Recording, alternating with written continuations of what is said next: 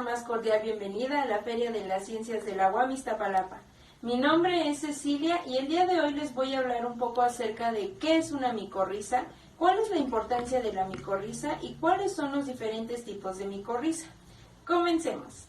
Seguramente muchos de ustedes se preguntarán, ¿qué es una micorriza? Pues bien, una micorriza es una asociación entre las raíces de las plantas y el micelio de los hongos.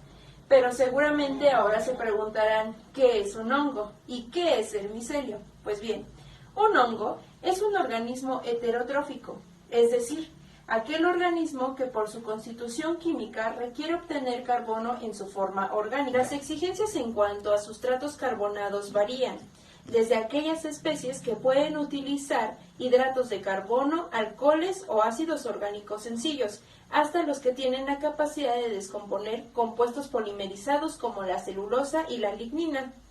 Asimismo, los hongos se definen como organismos eucarióticos, aclorófilos y cuya pared celular está compuesta por quitina. Estos organismos pueden ser unicelulares o pluricelulares. Su reproducción puede ser sexual, asexual o parasexual, mientras que su nutrición se lleva a cabo a través de la absorción. Estos organismos están constituidos por estructuras que permiten clasificarlos en diferentes tipos de filum: quitridriomicota, zigomicota, ascomicota, basidiomicota y glomeromicota. De manera general, los hongos están constituidos por un talo, es decir, este cuerpo vegetativo que compone a los hongos. Los talos varían dependiendo de la especie. Este puede ser unicelular, quitridrial, levaduriforme, pseudomicelial o micelial. En el caso de los basidiomicotas, las estructuras somáticas características a esta fase son el micelio, que a su vez están constituidos por hifas. En el caso de las hifas, son fibras tubulares que pueden ser cenocíticas o septadas. En el caso de las septadas tenemos que existe un septo entre una célula y otra, mientras que en las cenocíticas este septo se encuentra ausente. Como ya bien lo había mencionado, el micelio es un conjunto de hifas. Este micelio le permite incrementar a la planta la superficie de captación de nutrientes, mientras que las raíces de las plantas les proporcionan los carbohidratos que requiere el hongo para su subsistencia. Con esto queda claro qué es una micorriza.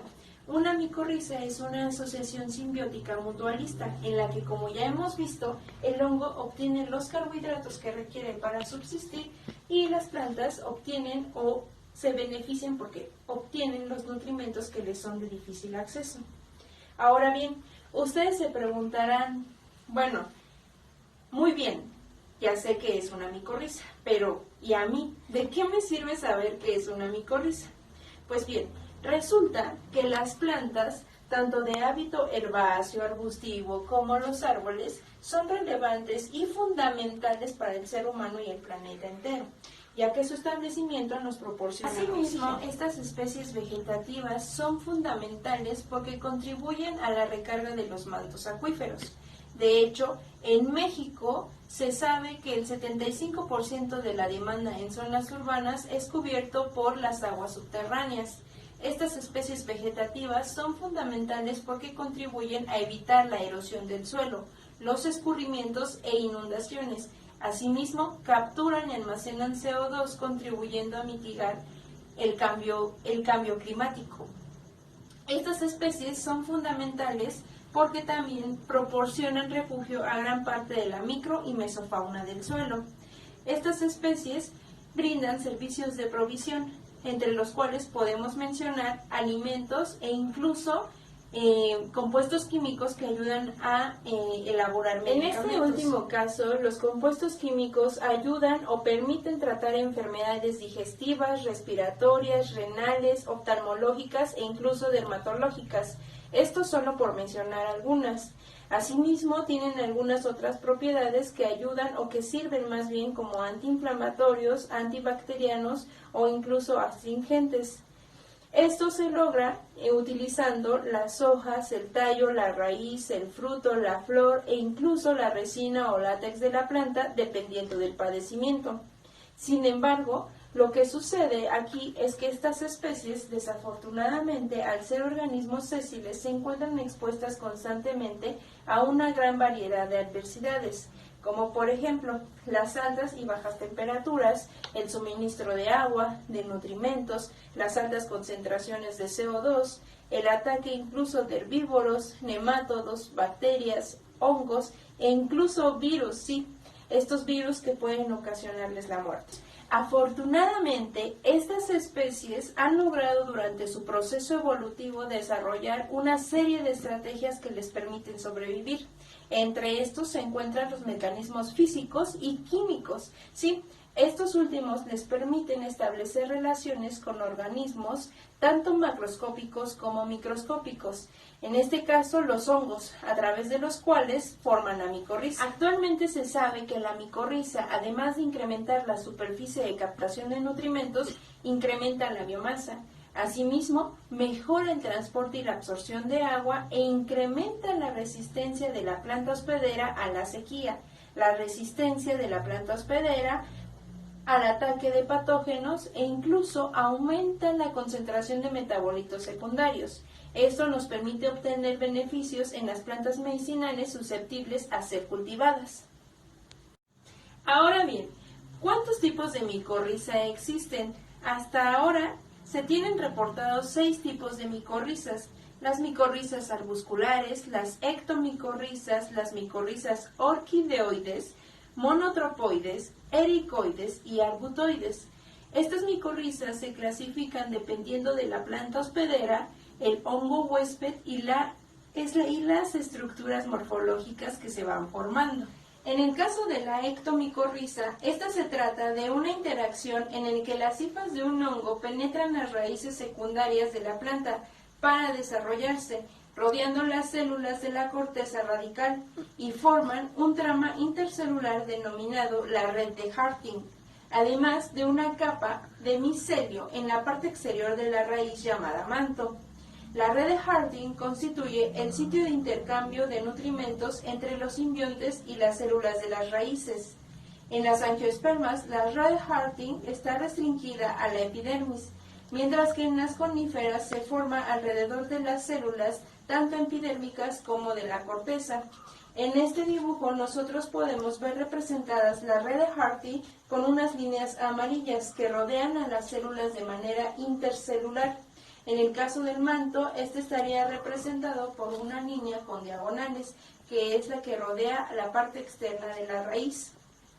Las ectomicorrizas están presentes en especies maderables de gran importancia y son abundantes en zonas templadas asociadas con hongos basidiomicetos y ascomicetos. En el caso de la micorriza arbuscular, esta se trata de una interacción entre las raíces de las plantas de al menos el 80% de las plantas vasculares y las hifas de los hongos micorrizógenos arbusculares. De hecho, este tipo de micorriza se considera la más antigua y se cree que data de hace 400 millones de años y se relaciona su presencia con el origen de las plantas terrestres. Actualmente, los hongos micorrizógenos arbusculares se encuentran dentro del Phyrum glomeromycota, el cual está constituido por 4 órdenes, 12 familias, 36 géneros y hasta el momento 334 especies registradas a nivel mundial.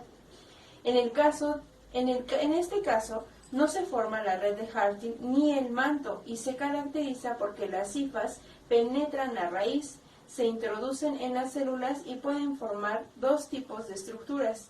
Su principal característica es la estructura dominada arbuscular, la cual se origina cerca del cilindro vascular de la planta, mediante numerosas ramificaciones dicotómicas, sucesivas de una hifa, y tiene la función de transferir nutrimentos desde y hacia la planta. La segunda estructura es llamada vesícula, y puede o no estar presente, dependiendo del hongo. Es de forma ovalada o esférica. Puede formarse entre o dentro de las células radicales y funciona como un almacén de nutrimentos. En esta imagen nosotros podemos observar las esporas y los arbúsculos, así como la penetración celular de las células corticales. En el caso de la micorriza orquideoide, esta se caracteriza, como bien lo menciona su nombre, por desarrollarse únicamente en la familia Orchidaceae. Los hongos que forman las micorrizas en las orquídeas pertenecen en su mayoría a la subdivisión Basidiomicotina. que desarrollan masas de hifas intercelularmente en la raíz dentro del tejido cortical del rizoma de las orquídeas, llamadas pelotones. En el caso de la orquídea, esta es muy dependiente del hongo, ya que este estimula la germinación de sus semillas y el crecimiento inicial de la plántula. En su fase de plántulas, las orquídeas son aclorófilas y por lo tanto saprobias, por lo que dependen directamente de las aportaciones de compuestos de carbono y nutrimentos que proporciona el hongo. Para algunas especies de orquídea, esta dependencia se observa incluso en su etapa adulta. En relación con la micorriza helicoide, el hongo también penetra las células radicales, pero se distingue porque la planta involucrada es generalmente del orden Ericales, aunque este tipo de micorriza se ha observado también en algunas briofitas, y el hongo es del grupo Ascomicotina. Las plantas que desarrollan este tipo de micorriza forman raíces laterales muy finas que carecen de crecimiento secundario. Cada raíz consiste de un cilindro vascular delgado, una o dos capas de células corticales y una capa de epidermis. La asociación incluye la colonización de las células de la epidermis por la hifa, seguido de la formación de un complejo de hifas ramificadas. Respecto a la micorriza arbutoide, las plantas hospederas corresponden a dos géneros de la familia Ericaceae, mientras que los hongos huésped pertenecen al grupo de los basidiomicetos. Estas micorrizas tienen un manto, una red de Harting y forman complejos hifales intracelulares confinados a la epidermis. Finalmente, la micorriza monotropoide es un tipo de ectendomicorriza que se caracteriza por establecerse solamente entre las plantas de la familia Monotropaceae, la cual tiene 10 géneros de plantas pequeñas completamente aclorófilas, por lo que depende mucho del hongo asociado para poder obtener sus nutrimentos. Los hongos asociados son siempre del grupo Basidiomycota. Ahora bien, chicos, como última consideración, aunque aún es escaso el conocimiento que se tiene sobre los diferentes tipos de micorrizas y los beneficios obtenidos, es bueno que nosotros tengamos conocimiento sobre el funcionamiento de esta interacción ecológica y su amplia distribución tanto en el número de especies de plantas y hongos como en ambientes. Esto hace indiscutible considerar que la micorriza es súper importante. Podemos pensar también que la micorriza juega un papel preponderante en el mantenimiento de la salud de los ecosistemas, al promover mejor desarrollo, supervivencia y éxito de los individuos. Es deseable que la aplicación del conocimiento generado sobre este proceso sea útil en la producción de plantas de diferentes propósitos, tanto alimenticio, forestal, ornamental y ambiental, y que genere resultados positivos en cuanto a su productividad y eficiencia de los sistemas a mayor escala que la experimental. Bueno, chicos, con esto puedo concluir que las micorrizas son fundamentales y que existen diferentes tipos. Es importante siempre saber cómo podemos identificar a cada una de ellas, saber qué organismos interactúan, qué tipos de hongos, qué tipo de plantas. Y bueno, de mi parte sería todo. Espero les haya gustado. Nos vemos en la próxima.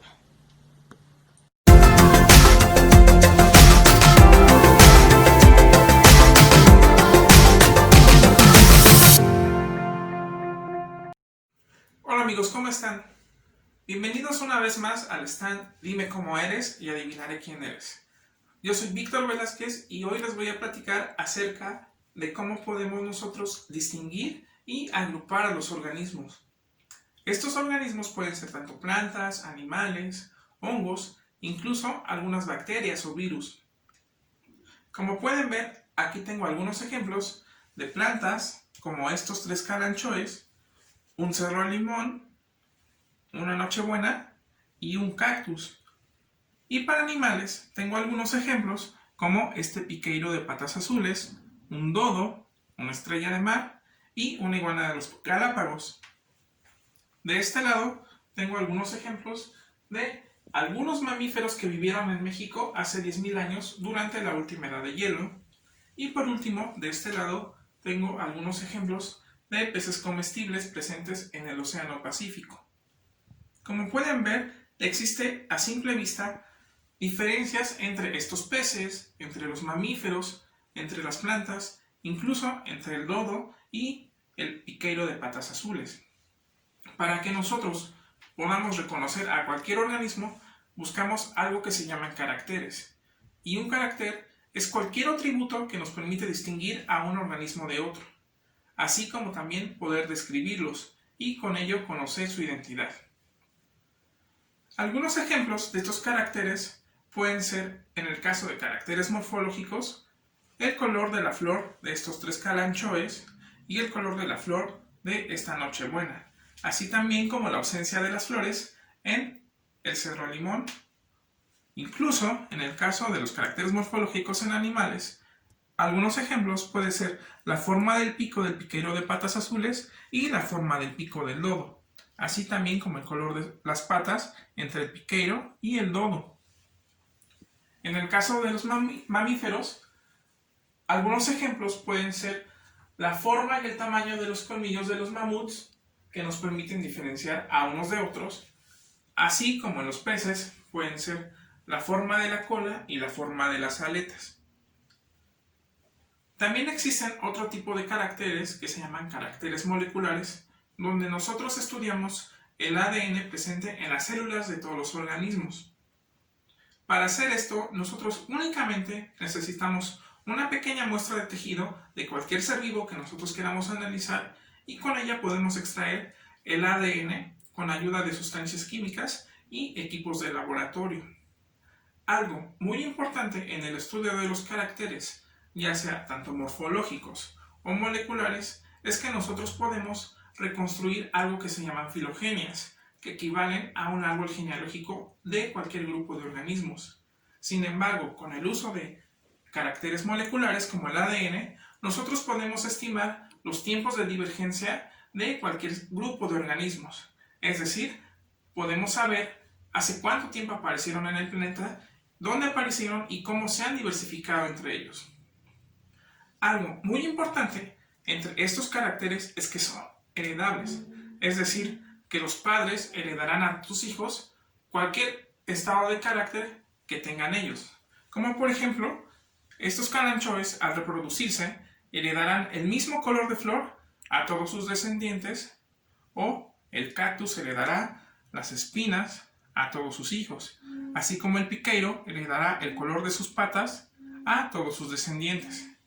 En el caso de los peces, los padres heredarán la forma de la cola y la forma de las aletas.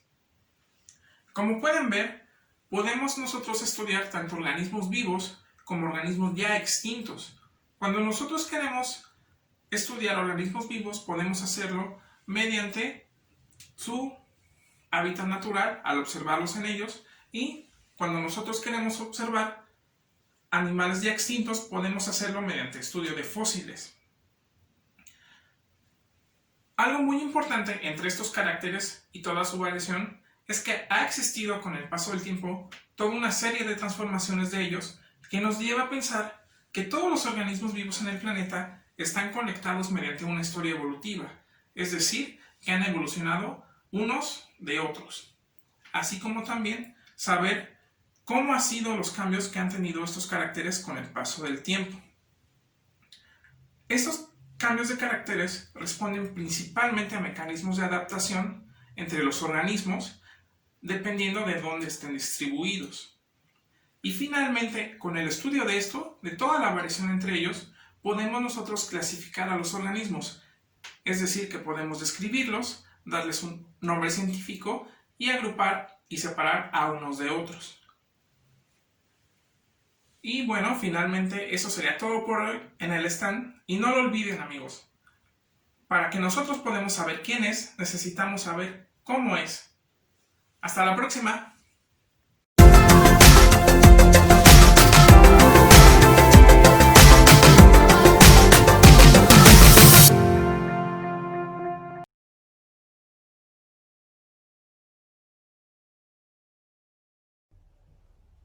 Hola a todos, mi nombre es Montserrat Medina y hoy en el stand Dime cómo eres y adivinaré quién eres, te vamos a presentar los granos de polen. Acompáñenme. Las flores son las estructuras reproductivas de las plantas y en ellas se encuentran unas estructuras llamadas anteras, que las podemos ver aquí. En ellas se forman los granos de polen. En el caso de las flores de las lilies, a veces pueden verse una pequeña cantidad de ellos, ya que parecen un polvo de color café oscuro o naranja que podemos observar fácilmente con ayuda de una lupa. Al llegar al estigma de las flores, estos granos de polen pueden hacer crecer su tubo polínico y luego fecundar a las flores. Pero entonces, ¿cómo podemos observar estas células tan pequeñitas si a simple vista no las podemos ver? Pues bueno, tenemos que hacer un experimento. Es necesario llevar a cabo una técnica de acetólisis, la cual se realiza en un laboratorio con material y equipo especializado, y así obtener estos granos de polen. Esta técnica se lleva a cabo por medio de una mezcla de anhídrido acético y ácido sulfúrico en una proporción de 9:1. Posteriormente se realizan varios lavados con ácido acético y agua destilada y así obtendremos los granos de polen sin contenido celular. Es decir, solo tendremos la capa más externa de estas células, que es llamada exina. Una vez realizada la técnica de acetólisis, podemos montar en laminillas con gelatina glicerinada los granitos de polen y así poder observar su morfología a través de un microscopio óptico. Los granos de polen de las lilies tienen un retículo y una abertura llamada sulco por donde germinará el tubo polínico. Este tubo polínico lo podemos ver mejor en microscopía electrónica de barrido, como lo muestra esta imagen. La polinización de las plantas con flores puede llevarse a cabo por viento, por agua o también por diversos animales, como suelen ser abejas, avispas, moscas, colibríes, murciélagos en algunos casos. Y recuerden que sin flores no hay polen y sin polen no hay flores. Y no olviden esta información, así que chéquenlo.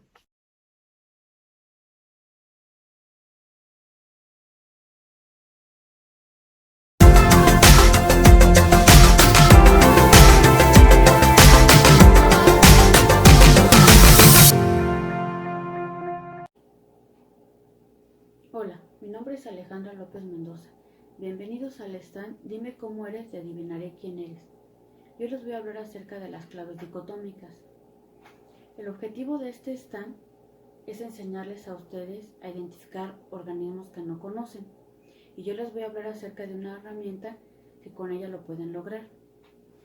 Para empezar, ¿qué es una clave taxonómica? Es una herramienta que representa un tipo de literatura con la cual podemos identificar organismos que no conocemos.